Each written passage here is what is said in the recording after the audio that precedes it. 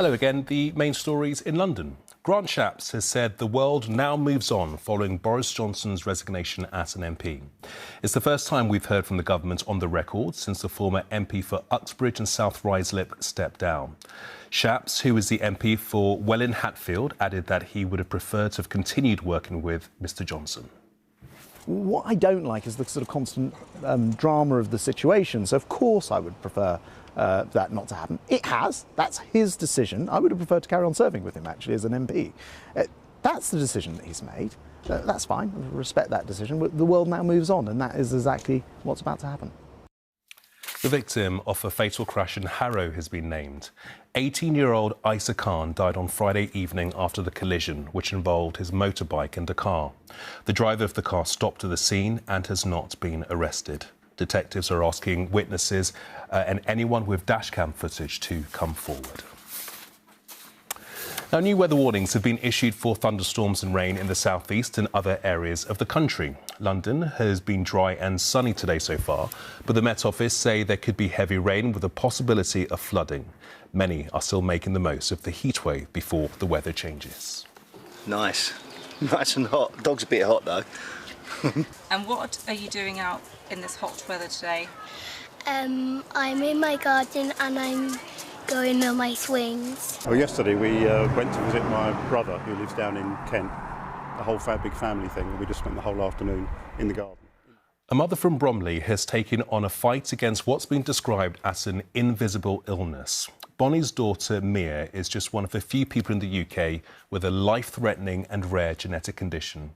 There isn't a cure, but the family and their community are determined to change that. Anila Dami went to meet them. It's a fun family day out in Chislehurst Recreation Ground, all for a cause. To support Bonnie Jackson's mission of raising awareness and funds for vascular Ehlers-Danlos syndrome, or vascular EDS, an invisible illness that her 8-year-old daughter Mia lives with. I feel tired every second of the day and I ache every second of the day. And you just feel really, really tired. And then if you get really, really tired, then you could have a vein or a nosebleed. Vascular EDS is a life-threatening connective tissue disorder that affects all tissues, arteries and internal organs, making patients at risk of organ rupture. It currently affects around 740 people in the UK. Despite the fatigue, Mia baked dog treats as a prize for a treasure hunt around the park in Bromley, one of the many events organised by her mother Bonnie, who has raised over £50,000 since Mia was diagnosed in 2021 and who is desperate to find a cure. It's been extremely difficult, I won't lie. Pre-diagnosis, I think it is an important message for everyone suffering from an invisible illness and the perception that everything's fine, and it's not. Everything in our life we've changed to make work for Mia. We are going to do this. We have to do this. Bonnie's running the A6 10K in London for the charity Annabelle's Challenge, set up by the parents of Annabelle, who was the youngest in the UK to be diagnosed with a rare genetic syndrome when she was 3. We take them through what's going to happen next to try and take the sting out of the diagnosis, because it's not pleasant, but we try and help with that. And for her portastic efforts, Mia was presented with an award by the Mayor of Bromley. We are blessed in the borough of Bromley with so many wonderful volunteers. Most of them are adults. This is the first young lady I've come across of this age that's done so much in such a short time. It's absolutely marvellous and very, very inspirational. Despite it being no walk in the park for these children and their families, they remain hopeful they can find a cure and make a change. Anila Dami, ITV News. On to sport now, and London Pulse are the runners-up in the Netball Super League. It is the first time that Pulse have been in a grand final, and the team did put up a mighty fight, but lost to their opponents Loughborough Lightning.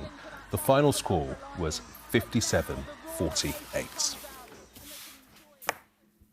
Now, it's another dry, humid and hot day in the capital. Here's James Wright with the weather.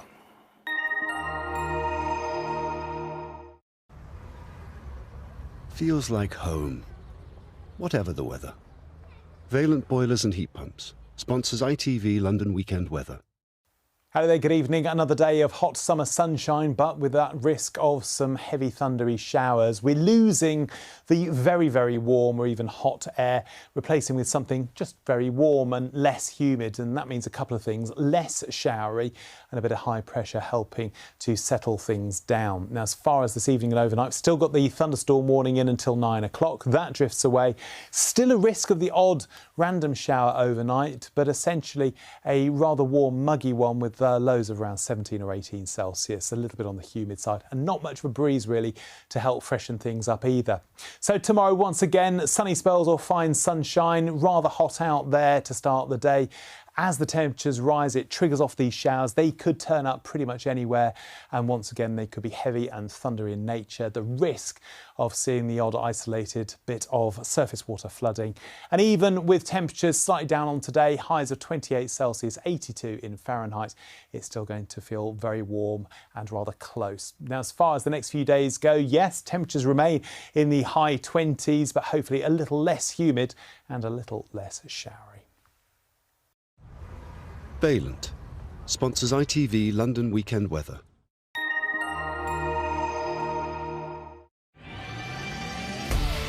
Hello, summer.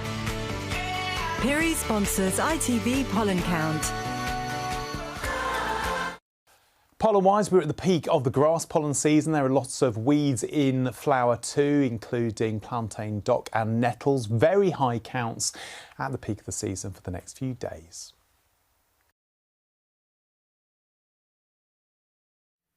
And that is all from us for now. Sally Biddulph will be back from 6 a.m. tomorrow with the updates in Good Morning Britain. Have a lovely evening. Until then, bye-bye.